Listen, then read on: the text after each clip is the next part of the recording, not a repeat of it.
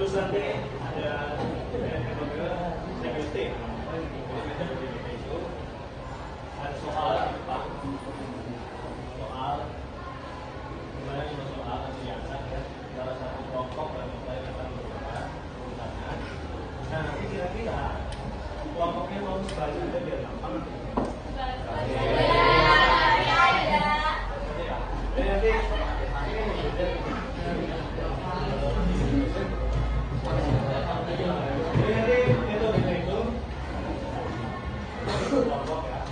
Terus setelah itu diberikan waktu untuk membaca ataupun memahami materi yang baru dijelaskan dulu untuk mulai permainan. Nah setelah itu ditutup semua terus baru kelompok nanti baris untuk maju satu-satu tuh. Jadi 1, 2, 3, 4 nanti keluar maju isi kalau bisa nanti kalau bisa ya seperti itu ya. Pokoknya seperti itu nanti kalau misalkan benar semua ada rewardnya ya.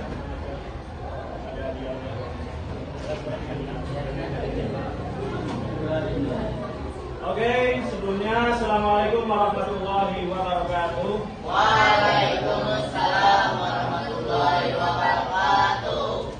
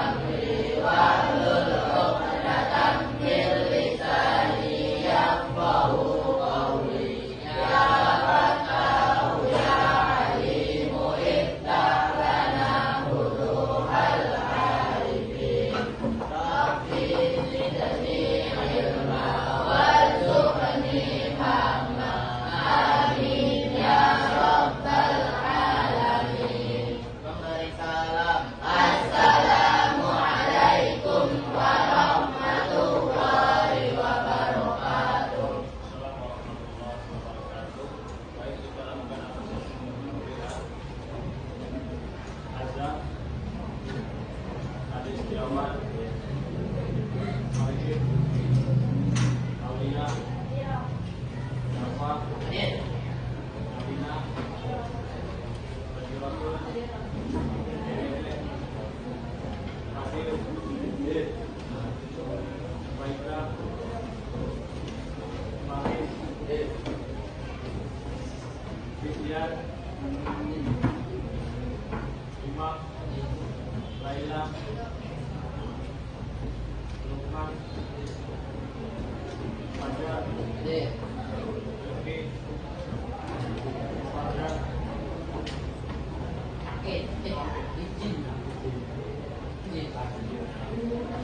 Alfar, Nazmi, Gila, Nura, Nurmani, Yuki, Lela, Lela, Lukma,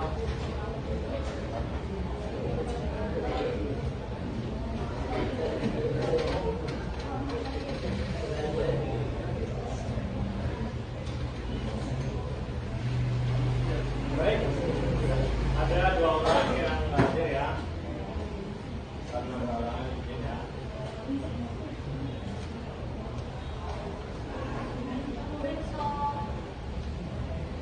Kemarin pas di kelas ya, materi lainnya kemarin kita telah membahas hal yang berkaitan dengan keseluruhan pesantren dalam dakwah Islam ya. Yang kita tahu di dalam dakwah itu terdapat 3 aspek ya, 3 aspek. Oke, silakan dibuka guysnya ya. Buka guysnya, kita mengingat dulu kemarin ya. Halaman 25.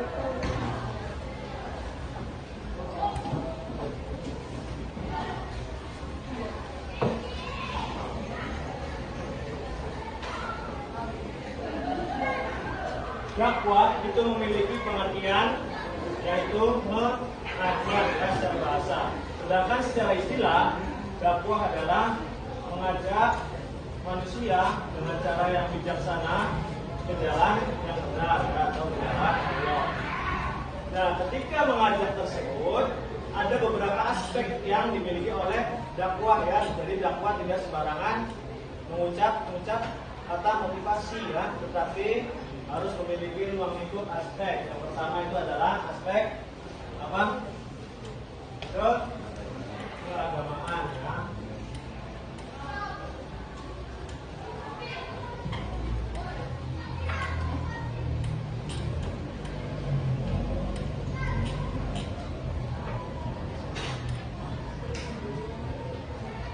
Seperti yang kita tahu, bahwasanya dakwah dalam aspek keagamaan itu sudah dilakukan oleh Rasulullah ya, ketika berdakwah di tanah Jawa.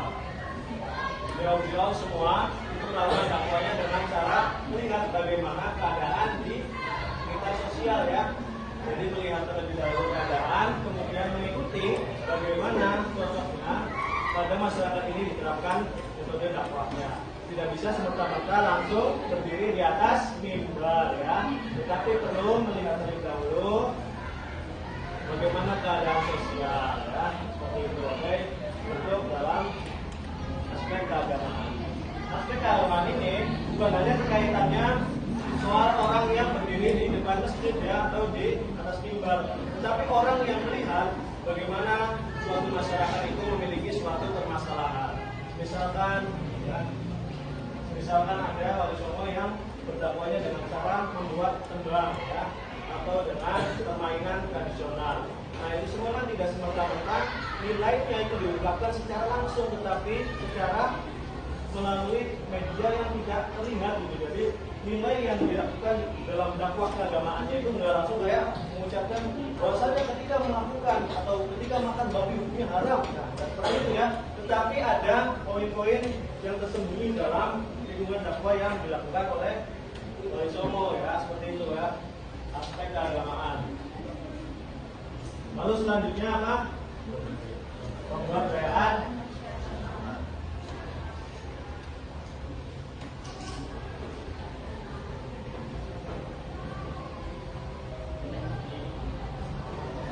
mempengaruhi pemberdayaan masyarakatnya.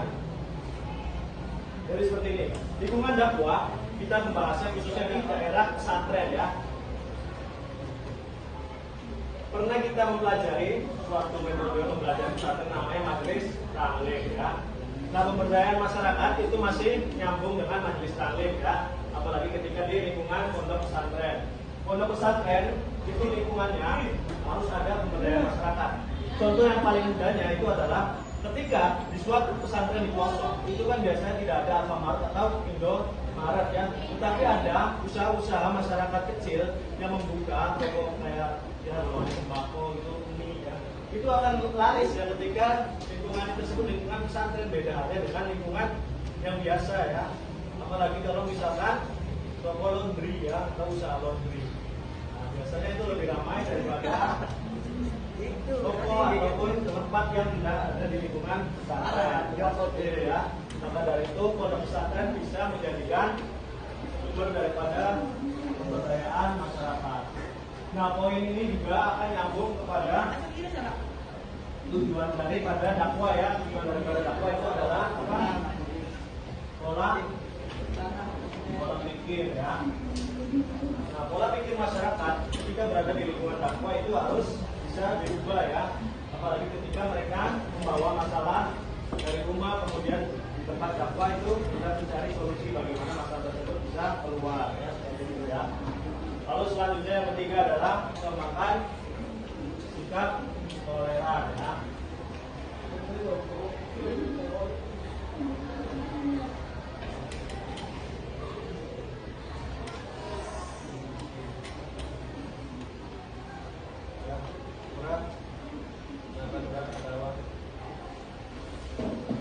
Mengembangkan sikap toleran ya, kita khususnya membahas di bab pesantren.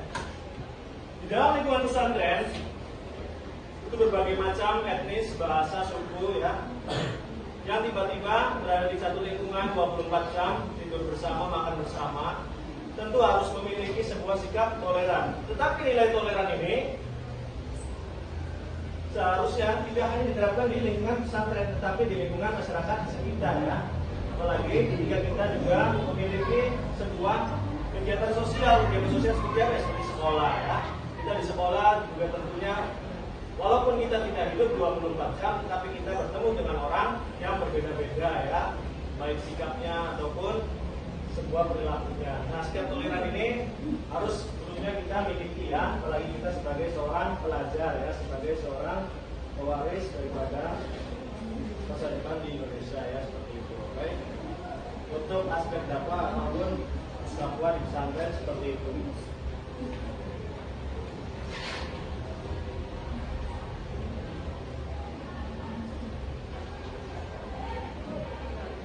Dan kemudian kita masuk ke materi selanjutnya ya, yaitu materi untuk hari ini adalah tujuan pesantren ya. Tujuan pesantren.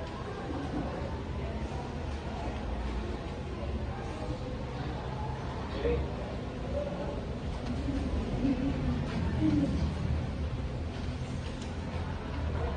Masih pada ingat arti dari pesantren?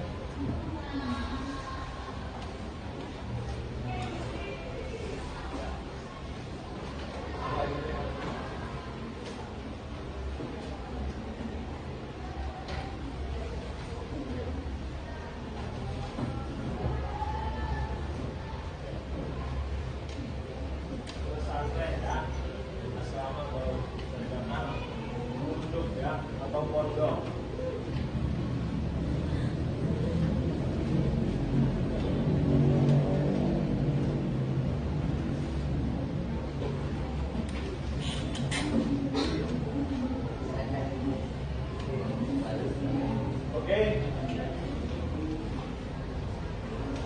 Kita kembali lagi ke pengertian daripada pesantren secara bahasa dalam bentuk yang artinya asrama atau hotel ya.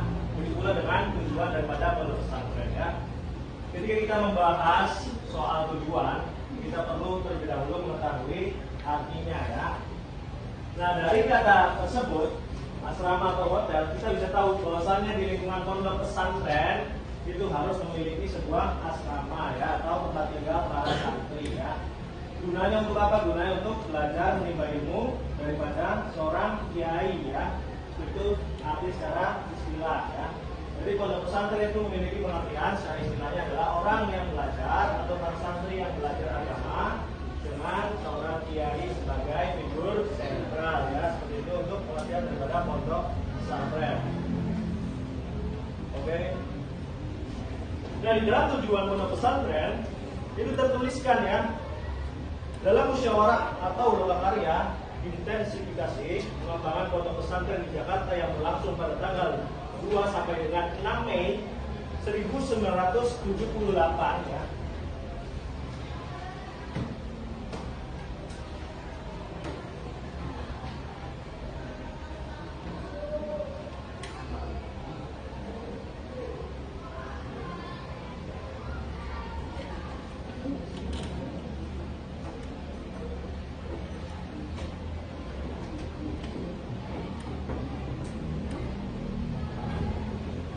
Nah, ditemukan sebagai berikut. Tujuan umum dari pesantren adalah membina warga negara agar berkepribadian muslim sesuai dengan ajaran-ajaran agama Islam dan menanamkan rasa keagamaan tersebut pada semua segi kehidupan ya, serta menjadikannya sebagai orang yang berguna bagi agama, masyarakat, dan negara. Nah, itu tujuan awal daripada pondok pesantren ya, di musyawarah di tahun segini nih.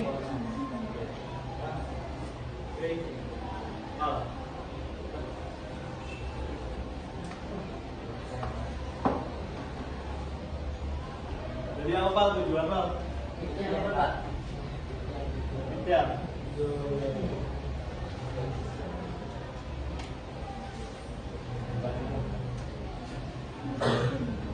Ya, jadi membina ya, khususnya untuk menciptakan sumber daya manusia yang lebih baik daripada tempat lain gitu. Jadi tujuan utama daripada pesantren seperti ini ya, di tahun segini. Di tahun segini, oke.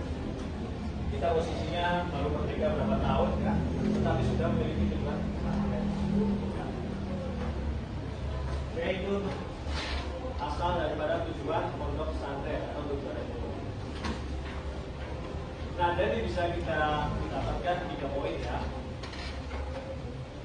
Dalam tujuan ini ya, apalagi tujuan umumnya itu, santri itu dibiasakan untuk beribadah ya.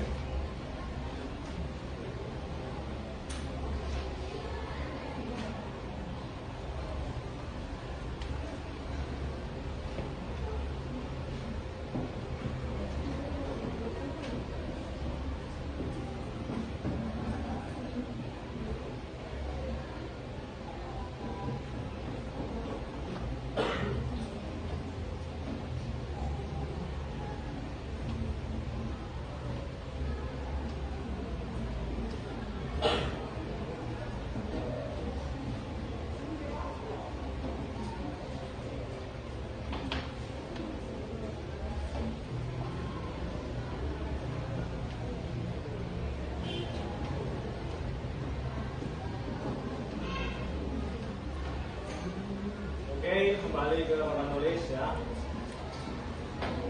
Nah, pada tujuan umum itu disebutkan ya, bahwasanya menjadikan orang yang berguna bagi agama, masyarakat, dan negara. Nah, tentu orang yang berguna tersebut adalah seorang santri ya. Jadi santri itu dibiasakan untuk beribadah ya, beribadah. Ketika beribadah terbiasa, maka akan tercipta yang namanya sikap disiplin ya. Nah, sikap disiplin ini maka akan berguna bagi semuanya, bagi kalangan masyarakat di negara ya. Kemudian yang kedua itu santri dilatih hidup sederhana. Hidup sederhana itu tidak bisa kita lakukan kalau misalkan kita tidak pernah merasakan bagaimana pahitnya hidup ya. Ya, jadi misalkan orang nih berada di atas terus ya, misalkan dakwah, dakwah hidupnya bergelimangan harta, kemudian mencoba untuk pondok pesantren ya. Nah, maka akan sulit. Pada awalnya akan sulit. Kemudian setelah berlangsung selama beberapa tahun ya, maka akan terbiasa ketika hidup ditinggal harta ya. Ketika misalkan pada saat itu ya, usaha ataupun harta yang dimiliki dakwah hilang semua ya. Karena bangkrut atau terjerat sebuah pinjol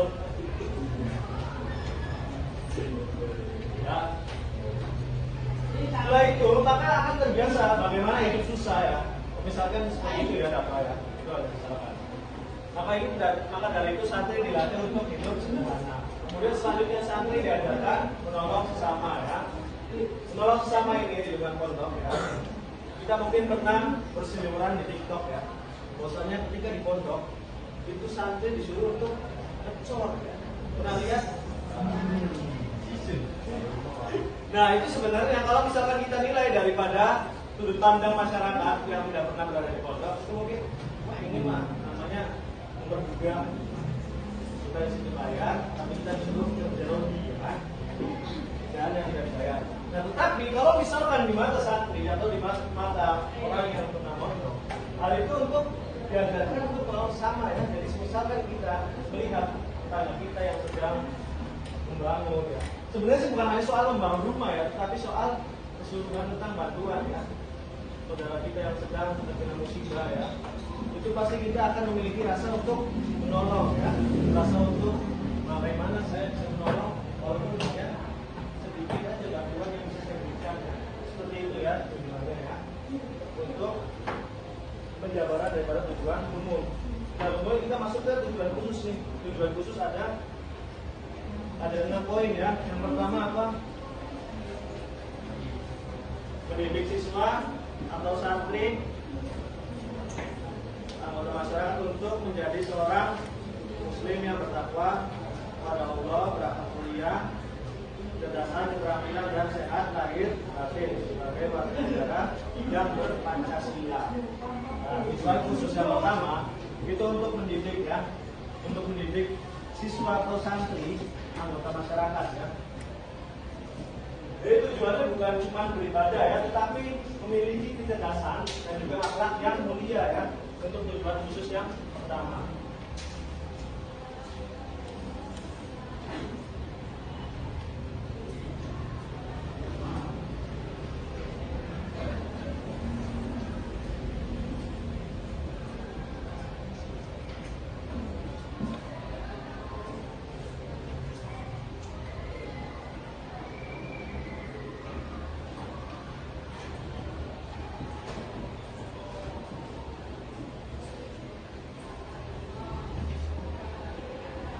Nah, di situ ada poin berpancasila ya, yang berarti semua sila ya 1 sampai 5 itu harus dimiliki oleh seorang anak tersebut, seorang santri tersebut ya.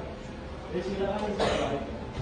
Jadi seperti itu ya, tujuan khusus untuk poin pertama. Yang kedua itu adalah mendidik siswa atau santri untuk menjadikan manusia muslim selalu kader ulama dan mubalik yang berjiwa ikhlas, tabah, tangguh dan wira swasta dalam mengamalkan sejarah Islam secara betul dan dinamis. Oke, untuk poin kedua itu adalah ciptakan mubalik ya.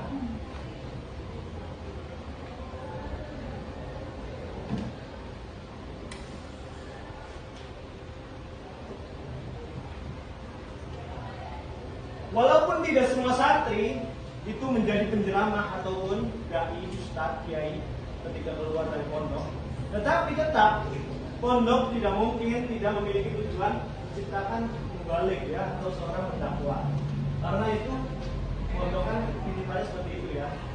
Gunanya pondok itu ya untuk mendatangkan atau menciptakan sebuah lingkungan dakwah di pesantren atau di masyarakat ya. Jadi nggak mungkin dong pondok ada tujuan untuk menciptakan mubalik. Lalu selanjutnya mendidik siswa kepribadian untuk keberhasilan kebangsaan ya.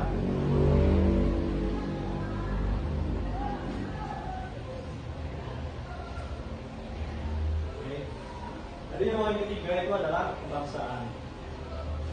Dan kita tahu ya, pondok pesantren itu juga memiliki peran ketika dalam kemerdekaan ya. Kayak Mas Ali ya, ya. Semua itu memiliki peran ya, apalagi ketika peristiwa di Surabaya ya, ketika pemberontakan. Semua yang berperan itu adalah santri ya. Nah, kebangsaan ini perlu dimunculkan di pondok pesantren. Jika kita melihat sekarang sudah banyak pondok pesantren yang dari atau berdiri, nah kita perlu melihat bagaimana sejarah daripada pondok pesantren tersebut berdiri, bagaimana alumni-alumni yang diciptakan pada pondok pesantren tersebut, apakah alumninya membanggakan suatu negara atau ekonominya malah membelot ya. Itu perlu kita lihat ya. Lalu selanjutnya adalah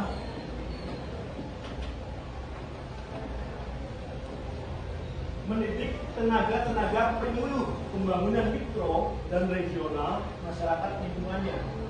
Ya. Maksud daripada poin keempat itu adalah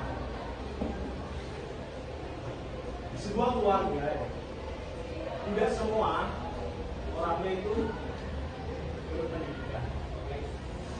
Ada yang orang tuanya atau ayahnya lulusan SD saja, ada yang ibunya hanya sekolah TK saja atau bahkan tidak sekolah. Nah maka dari itu di poin keempat itu ada tulisan yang mikro keluarga. Kalau mikro itu kan kecil. Nah maka dari itu untuk pesantren itu gunanya seperti itu. Mengubah pola pikir daripada keluarga tersebut supaya lebih berpendidikan ya. Oke. Kalau kita lanjut poin kelima ya, mendidik siswa atau santri agar menjadi tenaga negara yang cakap dalam berbagai sektor pembangunan, khususnya pembangunan mental spiritual. Pembangunan di sini bukan pembangunan gedung ya, tapi pembangunan spiritual dan juga mental ya. Seperti yang kita tahu, gampang sekali orang terdoktrin oleh suatu komunitas ya. Misalkan merakit bom ya. Dimana yang kemarin terjadi ledakan ya. Lalu sebutkan itu kan diacunya daripada pembulian ya. Nanti kita masuknya ke sikap toleran dalam misalnya. Tetapi ada juga suatu kelompok yang dimana itu mengebom sebuah gereja ya, atau lingkungan ibadah yang lain ya. Nah kalau misalkan terdoktrin seperti itu kan akan berbahaya ya. Maka dari itu pondok pesantren gunanya untuk membuat benteng ya, membuat tameng supaya kita tidak gampang terdoktrin ya, lagi menciptakan sebuah bom. Lalu selanjutnya adalah mendidik siswa atau santri untuk membantu meningkatkan kesejahteraan sosial masyarakat lingkungan dalam rangka usaha pembangunan masyarakat dan bangsa. Ya, poin terakhir itu adalah mendidik siswa untuk membantu meningkatkan kesejahteraan sosial masyarakat ya. Seperti yang kita tahu, bahwasanya pondok pesantren itu adalah aspek dakwahnya adalah pemberdayaan masyarakat. Maka dari itu santrinya pun harus turut andil dalam langkah pembentukan masyarakat ya, apalagi mengubah pola pikir ya. Seperti yang sudah Bapak bahas kemarin, bahwasanya salah satu masalah yang sering terjadi di masyarakat soal masalah fikih adalah masalah tentang warisan ya. Banyak sekali masyarakat itu yang bertengkar sampai apa? Ya.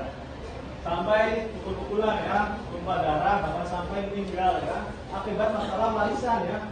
Maka dari itu pemberdayaan masyarakat ini bukan hanya soal sosial ekonomi ataupun soal harta, tapi juga soal pola pikir dan juga perubahan dari kebiasaan daripada masyarakat yang sebelumnya belum baik ya. Seperti itu ya. Oke, seperti itu saja. Selanjutnya kita akan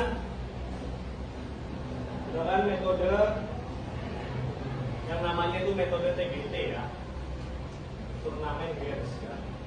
Nah jadi nanti silakan kalian nanti berkelompok, kemudian setelah berkelompok nanti kalian berdiskusi. Kalau beri waktu selama beberapa menit ya, beberapa menit lagi.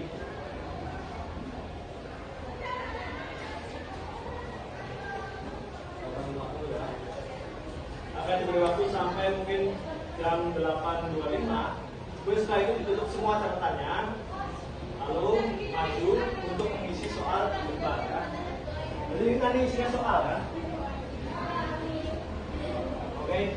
Untuk mempermudah, nanti kita buat kelompoknya terbaris saja ya. Oke.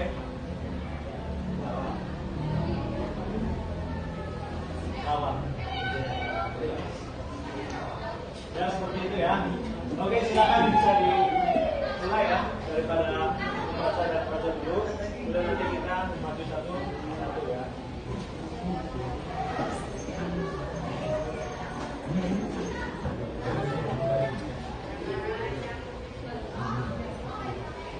Ini mau ditulis atau enggak?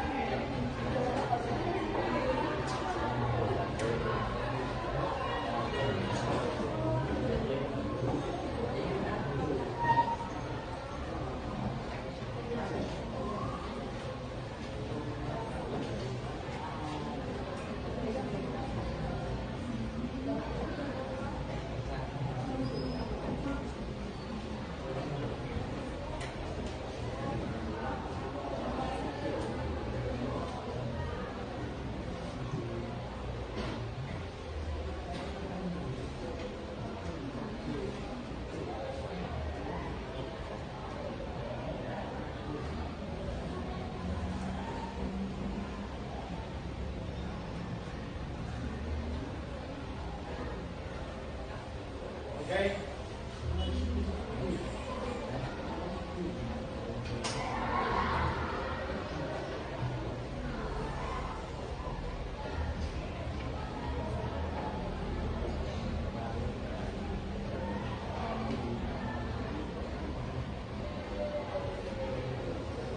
Di bagian sebelumnya juga bisa dibaca ya, di bagian pengertian juga. Kemudian bagian metode pendidikan, pelajaran.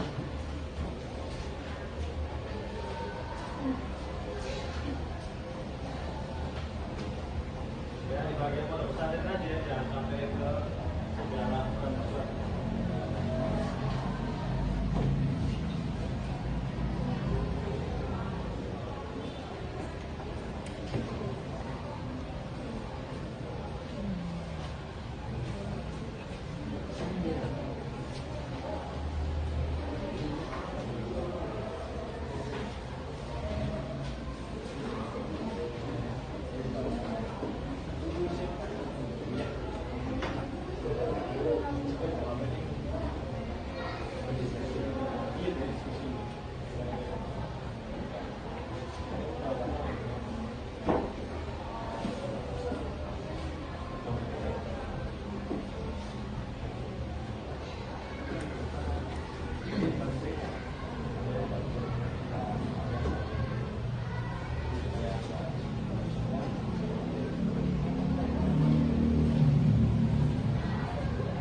Jadi caranya itu ya, silakan kalian bagi aja supaya bacanya nggak semuanya gitu. Misalkan nih, kita kan mainnya dari bab 2 nih, dari awal bab 2 ya, dari pengertian pondok pesantren. Nah, di bagian pengertian pondok pesantren siapa yang baca tuh sampai di bagian ya itu sebelum karakteristik ya. Setelah itu karakteristik siapa yang baca lagi ya. Lalu di metode pendidikan siapa yang baca, sampai metode Amalia gitu ya. Lalu selanjutnya peran pesantren dalam dakwah Islam, sampai sikap toleran sampai tujuan ya, tujuan tidak sebagai aja biar masing-masing punya jawaban sendiri, punya materi sendiri ya, jadi nggak semuanya baca sendirian di materi sendiri.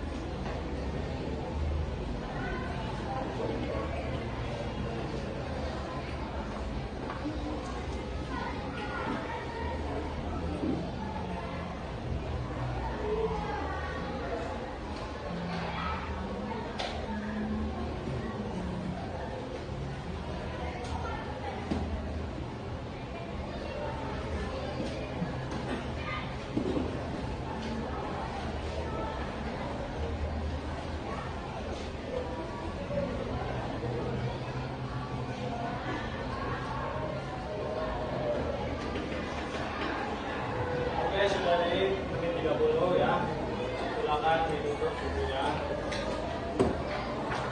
Kemudian silakan bangun duduk ya. Lalu bagian yang tengah ini digeser supaya tengahnya kosong. Yuk, sekali.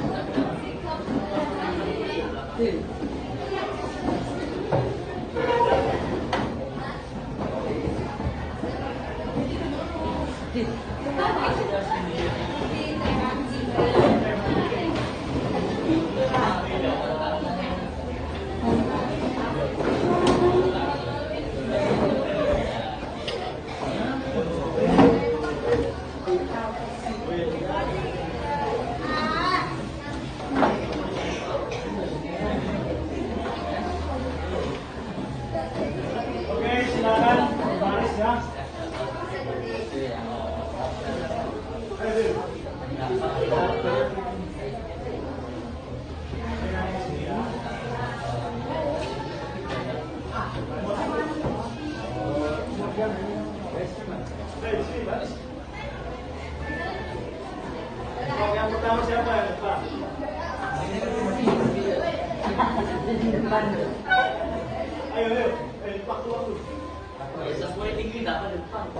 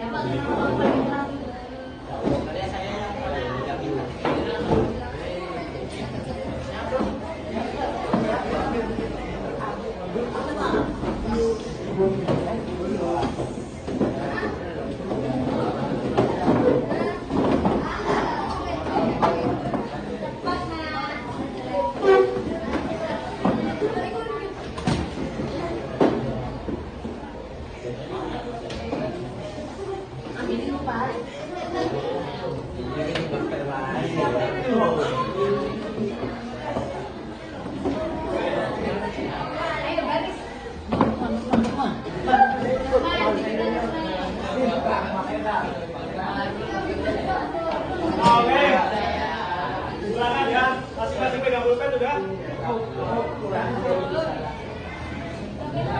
Nanti aturan permainannya, silakan nanti di barisan paling depan, mas duduk, sudah lihat yang mana yang dipilih. Kalau misalnya tidak bisa menjawab, langsung kembali yang paling depan lagi maju, ya. Oke, seperti itu sudah bisa ya. Sudah dipahami?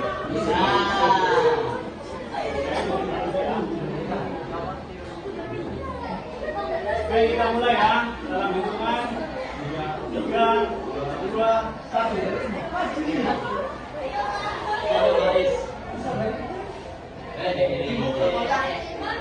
Kalau bisa langsung kembali ya.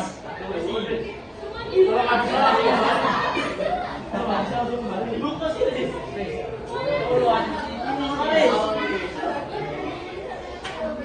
Kalau nggak bisa langsung kembali.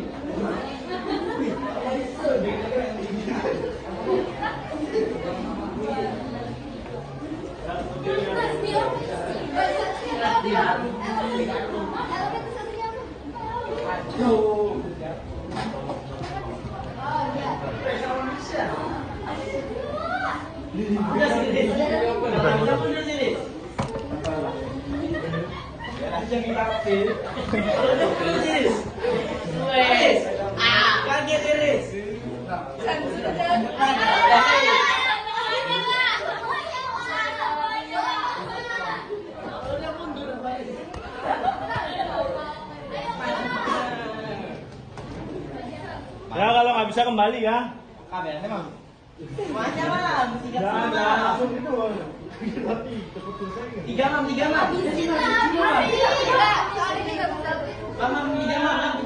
Depan.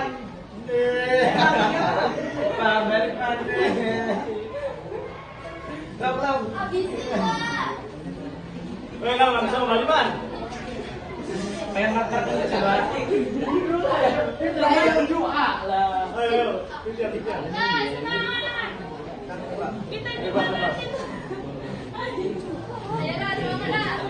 Gue yang betul. Baik, betul lah. Woi, terus kan bakal dong lah. Woi, senam. Bukan. Ayo. Jangan.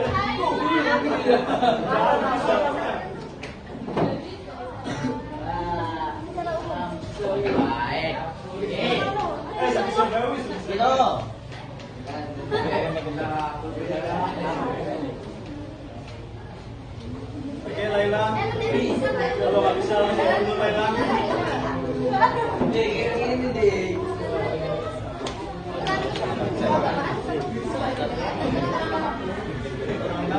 Ayo, maju. Gila aku, bukan Pak. Hah? Bukan aku. Jangan diskusi.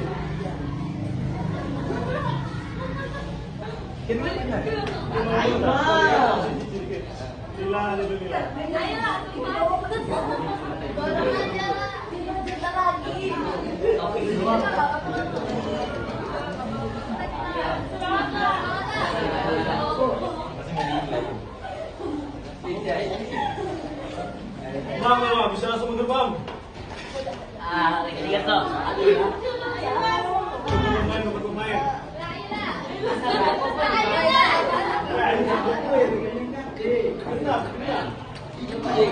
Oh, diskualifikasi.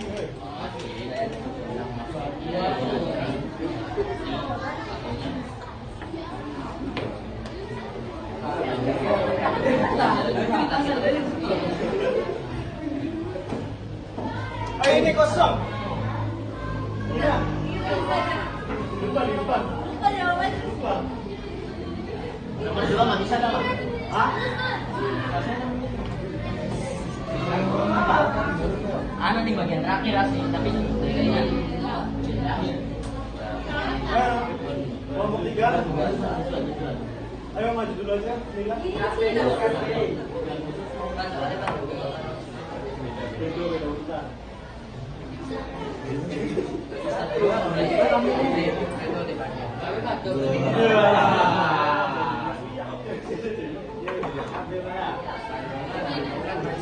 Kok bisa dilakukan?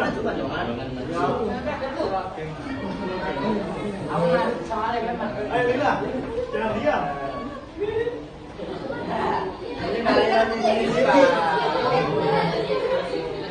Dia di sini.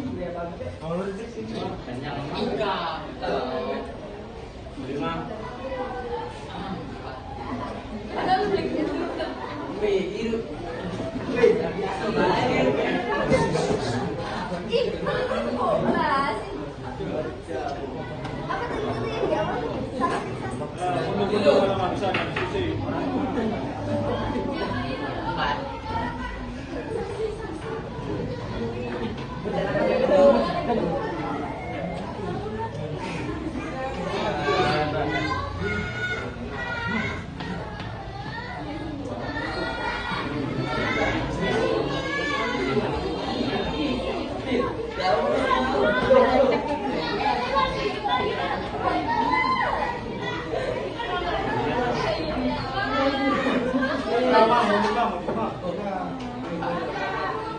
Habisin mo ba? Habisin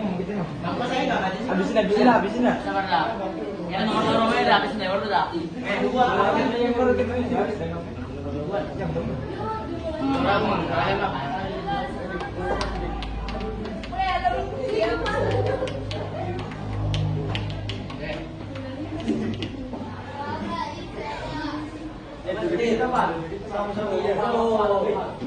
Jadi angin dong, Be.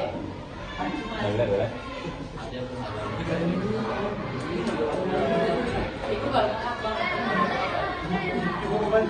Itu kasih kailan itu.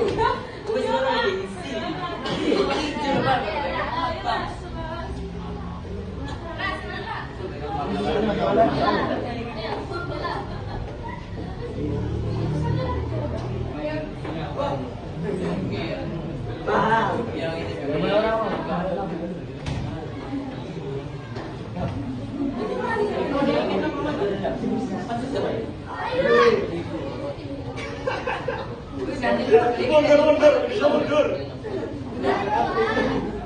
Ayo, tempat mati.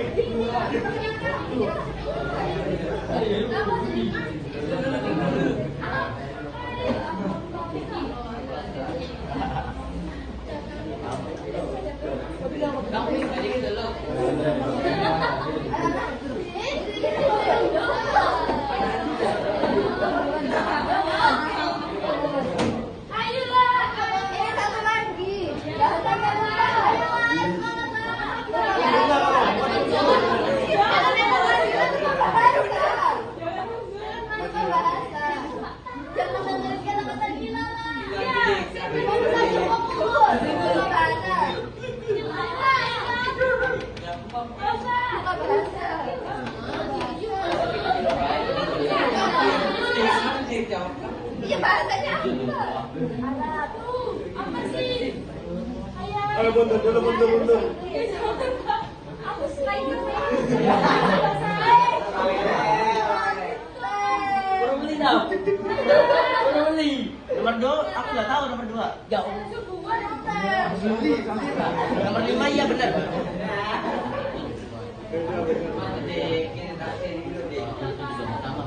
Apa?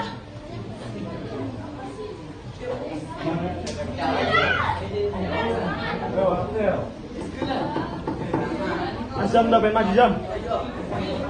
Kasih azam. Enggak, yang agama.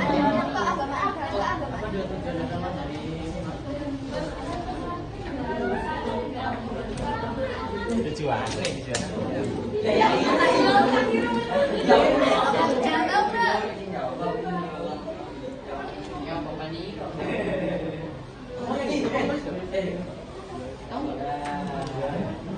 Yang bukan. Jangan nama kita di sini.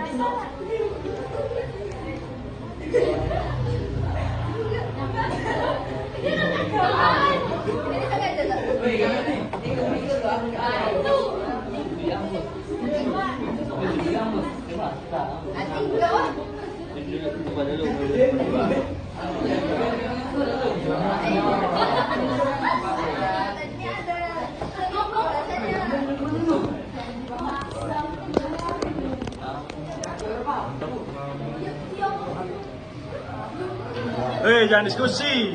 Mundur. Oh, tadi kan di sini. Wanita. Kamu aja.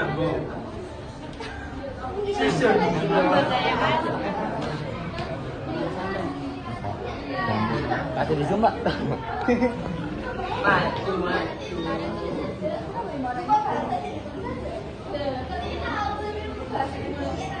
Itu